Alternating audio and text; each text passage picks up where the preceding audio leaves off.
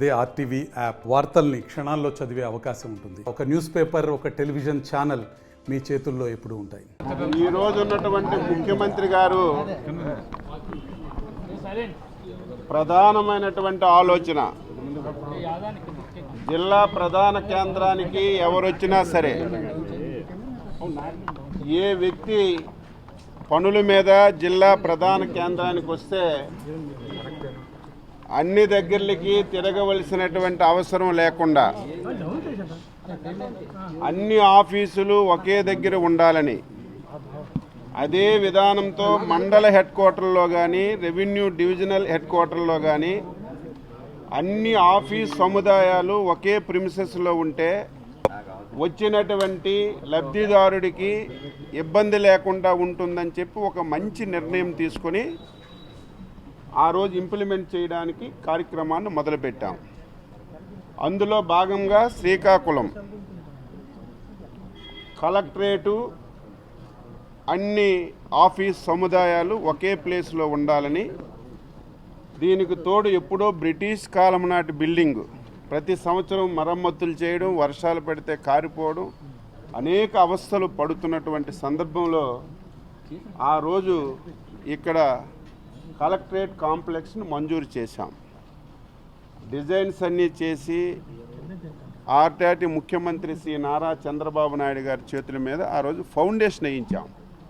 అంటే దాదాపుగా 7-8 సంవత్సరాలు అయింది. గత 5 సంవత్సరాలు అంటే ఒక వస్తువు 60%, 70% కంప్లీట్ అయినట్టు దాన్ని గత ప్రభుత్వం ఒక 20%, 5%, 6% చేస్తే ఇటువంటి భవనం కార్యరూపం దాల్చి ప్రజలకు అందుబాటులోకి వచ్చేది.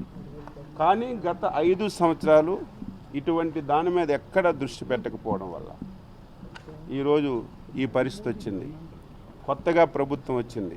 అందులో అదృష్టం ఏమిటంటే, ఏ వ్యక్తి ఈ భవనానికి శంకుస్థాపన చేశారో ఆ వ్యక్తే ప్రారంభోత్సవం చేయాలని రాసిపెట్టి ఉంది. కాబట్టి గత ప్రభుత్వంలో పెద్దలకి ఆ ఆలోచన రాలేదు. ఈరోజు కలెక్టర్ ఆఫీస్తో సహా శ్రీకాకుళంలో అన్ని కార్యాలయాలు ఎక్సెప్ట్ పోలీస్, మిగతావన్నీ కూడా ఒకే ప్రిమిసెస్లో తేడానికి అన్ని ఏర్పాట్లు కూడా ఇక్కడ చేశాం. అందులో ఒక సుందరమైనటువంటి ప్లేసు నాగావళి నది ఒడ్డున ఆహ్లాదకరమైనటువంటి వాతావరణంలో ఈ భవనం కట్టాం.